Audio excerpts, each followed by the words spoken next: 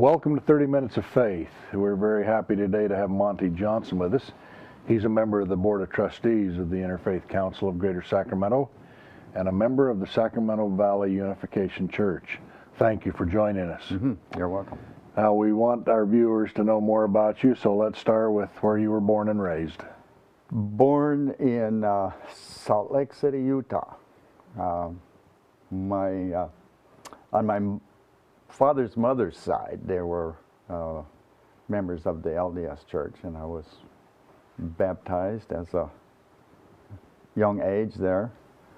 But in terms of being raised, my dad was in the military, in the Marines, and we moved my calculation is during most of my life, about every 18 months, I've been moved from one place to another. Started out that way and just kind of continued. And you just figured that was a way of life, or was that hard? It was hard.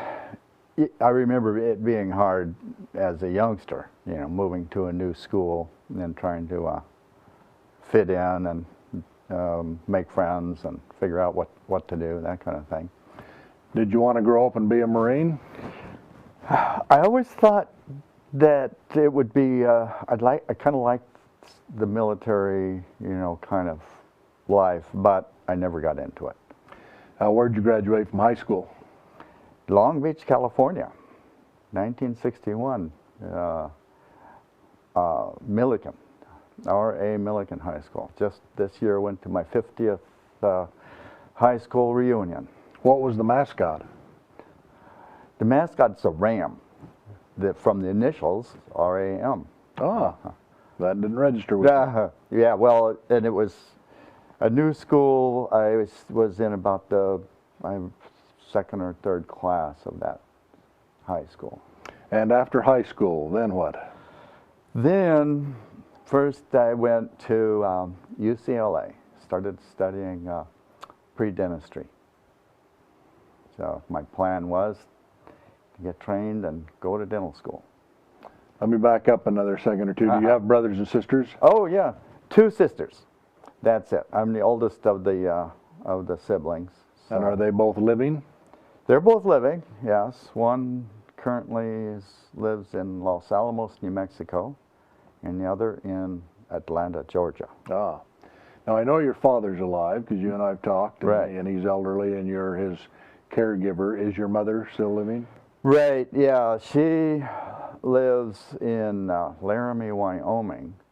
They divorced back in about the late 60s, and it was rough. It was rough for them, and it was rough for the children, even though we were older at the time, and we got kind of drug into it's like who's the bad guy, who's the good guy kind of, problem with what happens with a lot of divorces, and so. Did you have religion in your home growing up? Not that much. When we lived in Utah, I went to some of the LDS study classes, but my dad kind of rebelled against that whole thing, and he decided to go into a study of psychology, and kind of decided that he would make more science, become more of a humanist kind of worldview, or to adopt a kind of a more humanist worldview. And so, did you keep practicing religion through adolescence and young adulthood? No, through adolescence, I tried several different churches to see if I could, if I wanted to stay with them or not. But I don't know. I think I just followed my dad's idea and went into a kind of a science field. So then, when did you come back to a organized church? It wasn't until long afterwards. I finished my PhD in microbiology in '74, but it was during that last year of finishing that I started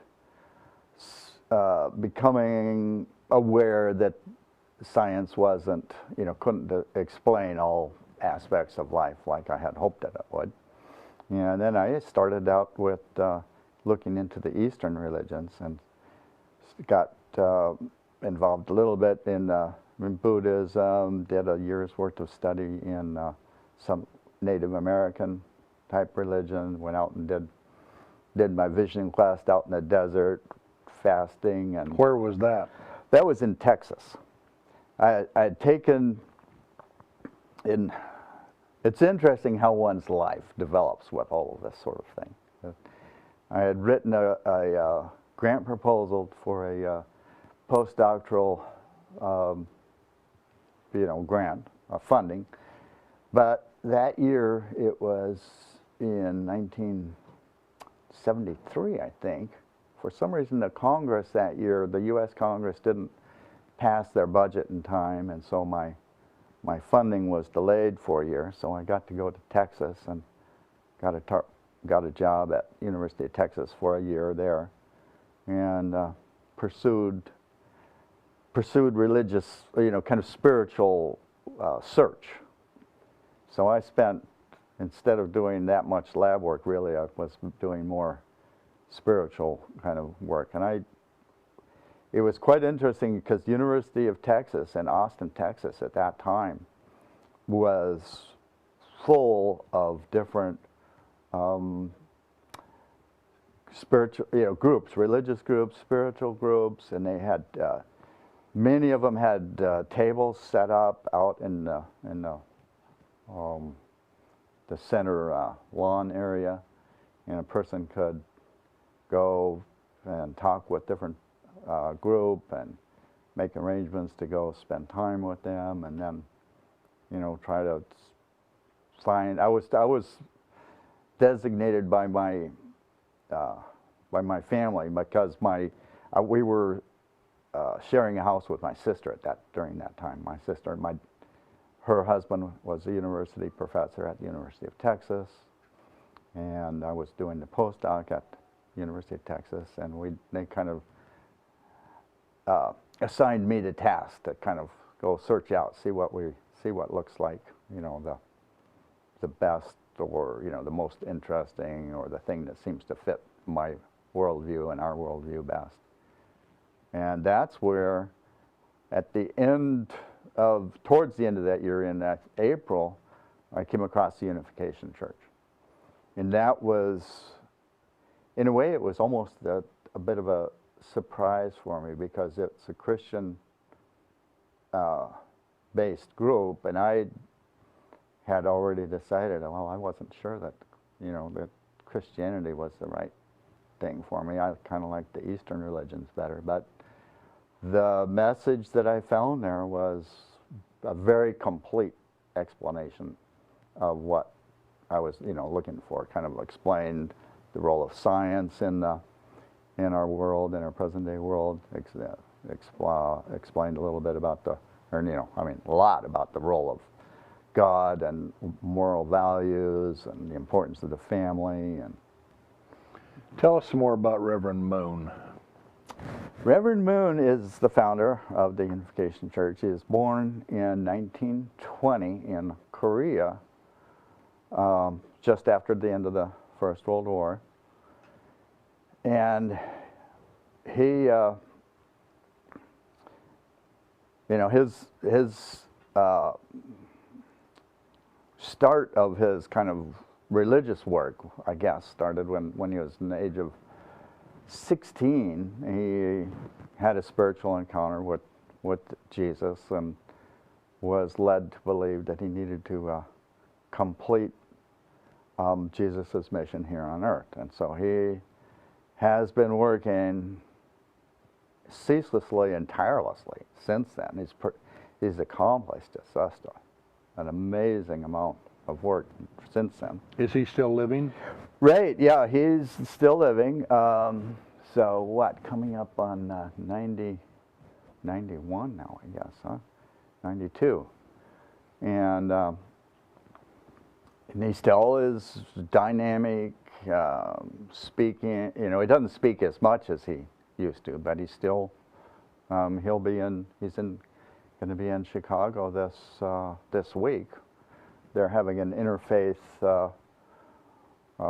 workshop of getting people, ministers, clergy, people from different faiths. From Sacramento, we have an Imam Cosby going up to that workshop. So some representative of Islam going Now, there. when I went to church at your church some months ago, and they had the live feed from New York City, I believe it was, that was his daughter who sort of took the lead, was it not? Right, yeah. Now, she's been given the role of what they call the senior pastor for the United States of America. And so she's taking the lead in, in the United States. And then her younger brother has been given the role of leading the international movement. And so the, kind of like the reins of kind of everyday power are being shifted to the kids, to what they call, they're the true children. This is the true families. Those are the words that we seems use for that. natural and normal. How long have you been attending church in Sacramento? It's been about 4 years, I think. Yeah, I took a leave of absence for quite a few years and went through some rough times during that time. And then we moved to Sacramento, and I decided it was time to find religion again. And was that a good decision? Yeah, it's been really good. It's been, and my wife is, she was a little skeptical about it because was very firmly a kind of humanist. She's a lawyer that works for the disability rights, does civil rights law, and but when I got involved with the Sacramento Valley Unification Church, she agreed to come with me to church services, and then at the same time she decided that she would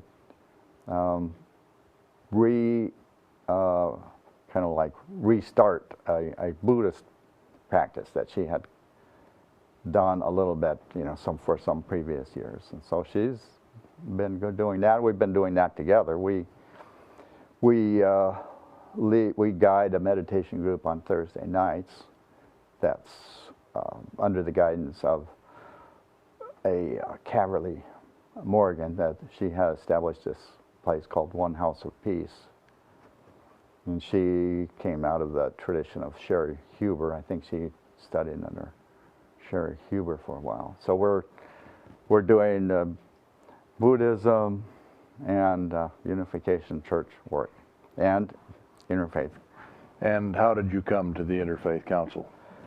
Well, it was just suggested by our pastor, Charles DeWatteville, who was on the board here before, and one of our important missions, as a member, in the Unification Church, is to do interfaith work and to interact with people from different faith backgrounds, because we have very firm conviction that the world, in order to kind of bring the kingdom of heaven to earth, all of the religions have to find some commonality, and we see that interdependence, mutual prosperity, and universally shared values are the three important factors that have to be put into place to, bring about a world of peace. It would be wonderful if every human on the earth practiced a universal approach to morality and goodness and decency. Yes, that's right, yeah. Let's see, tell us more about your wife, and do you have children, and more about family? Well, we should back up a little bit. I was married to a wonderful lady named Vicky. Maiden name was Swanson. And we got married in 1964, and we have 2 children from that marriage. But she died of breast cancer in 1991. And so Margaret is my second wife. Do you have grandchildren? And we have grandchildren, yes. She has a daughter, lives in Redding, California. And they have 3 up there. And then my daughter, from the first marriage, has 3 children. She lives in Los Alamos, New Mexico. And then my son has a daughter, and he lives in Arlington, Massachusetts. Would you say your children were raised in a religious home? It was religion, it was largely religious home. It wasn't as strongly traditional religious as I would do it, if I was doing it now. And where did you and Margaret meet? Well, we first met long back at Southern Illinois University back in the 70s. And then we reconnected in about 1995. And we've had her here and visited with her. She's Yeah. a lovely woman. Oh, right, yeah, I hope. And she has had polio since childhood? Right, yeah, she contracted polio the year before they came out with the vaccine. So it was 1954. She was 4 years old, and and the polio virus disables a lot of the motor neural functions of the body, and you never know from person to person how it's, what kind of effect it's going to have. And she went through that whole thing, going to Warm Springs, that, Franklin Delano Roosevelt had gone to, and so she always has felt a strong connection to FDR in that way. And it's interesting that all polio survivors have type A, high achieving personalities. Something about just fighting and dealing with that condition has kind of either it selected them or it conditioned them, or in some way or another. That's quite interesting how that happened. You and I have talked before about the sugar cubes and the shots and things that we took as children. Is your wife's attitude about life and where she is strong, or has that been difficult and hard? Well, she talks, the way she talks about the different surgeries that she had to go through to, because of the changes in muscle growth, the bones don't grow appropriately. And so they did quite some severe treatments back then.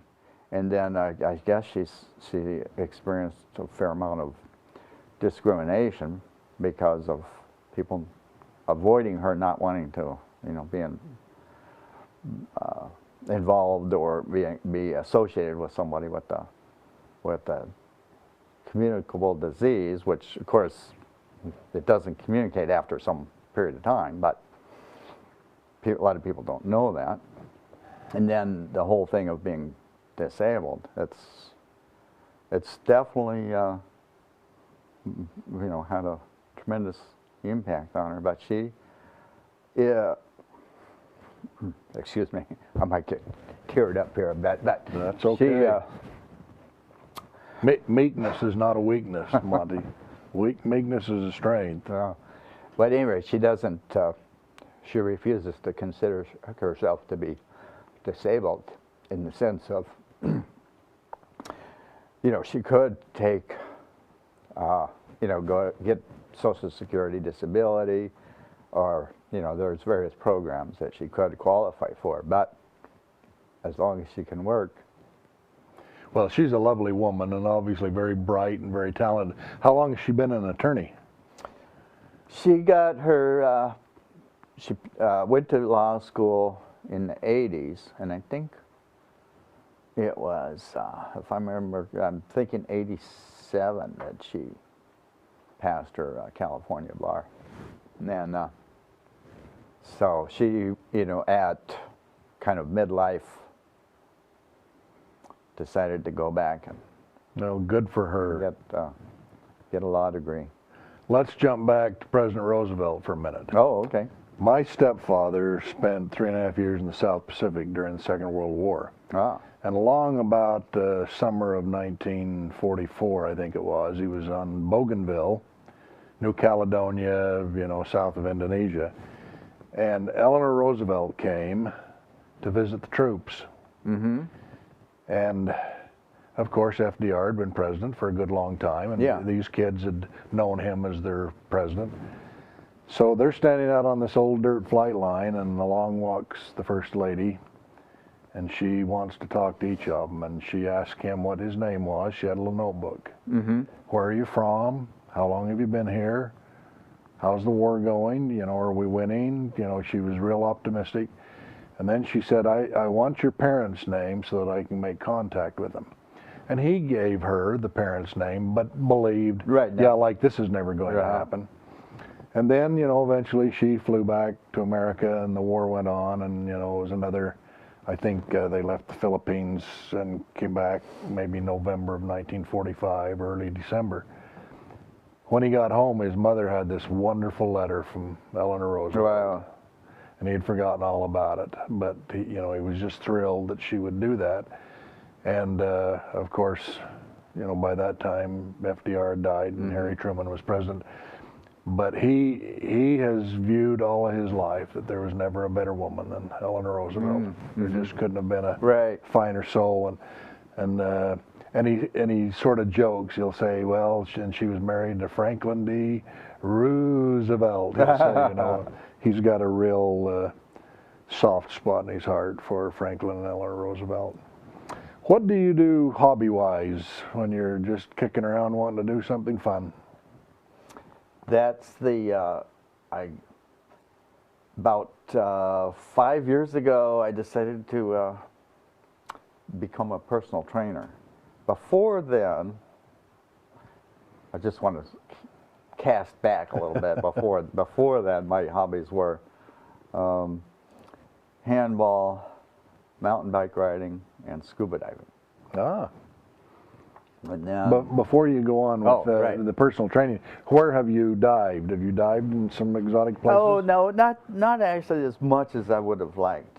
I dived in most exotic, probably is Thailand, and then several times. My favorite place is down in Cozumel, where it has wonderful reefs and very clear water. And Cabo San Lucas, and off of La Paz, Mexico, in the Bay of Cortez. Now there is a place where it's quite unusual. You see some really big animals in there. We've snorkeled, and we have children who dive. We have never dived, but everybody says there's just another world under the water. The thing is that it's a sense of freedom, because gravity almost is neutralized, and you can very easily just change your elevation relative to, you know, the bottom of the water that you're in, simply by breathing. And it's sort of like, oh, you just think about where you want to go. That's and you fun. go there. That's a fun thought. It is, that's it. And so, and I took Margaret, speaking of snorkeling, when we first got together in the late 90s, I was, you know, determined to try to get her into the water. She swims. That swimming is her main activity for recreation. So she swims at the YMCA, which is, the YMCA is the only swimming pool in the city of Laramie that has a lift to get people in and out of the water. So when we came to Sacramento, we searched all around to find where we could go swimming, and that was where we found one. So that's where we are. Okay, now let's jump forward to your personal training. Oh, right. So after a while, I decided that it was either too hard on my body to play handball, too expensive to go scuba diving. The mountain biking I could still do, I guess, but I hurt myself quite a bit crashing on the mountain bike. I decided to start going into the gym and just do you know, bodybuilding, weightlifting, you know, the kind of what I used to think was just really boring workout kind of stuff. And after I got started with that a while, I realized that my background kind of made me quite knowledgeable in doing that. And people were asking me, you know, to help them with training. And then I decided I'd get certified. So I got certified to become a personal trainer and got a job at the YMCA, since we were, you know, members there anyway. Gonna go, might as well get paid to go to the same place. As we're wrapping up, let me ask you a couple of questions. Where do you think God is as it relates to individuals in the world? Where can they find Him? Well, I think God's intention is to bring everybody into His embrace. That His hope is that He will be able to create what He had wanted to start with, you know, back with Adam and Eve, and that is a human family that He can visit and be with at any time on this earth, and that He's just going to keep working to bring that about, and sooner or later, yeah, I think it's going to happen. And have you found God? Yes, I've found God, but I always think that it's a process for, you know, for most of us at any rate, that I found God, but I think I can get closer to Him and allow Him to get closer to me. Thank you for being here. It's nice to visit with you. All right, good. Take care. Thank you. Right.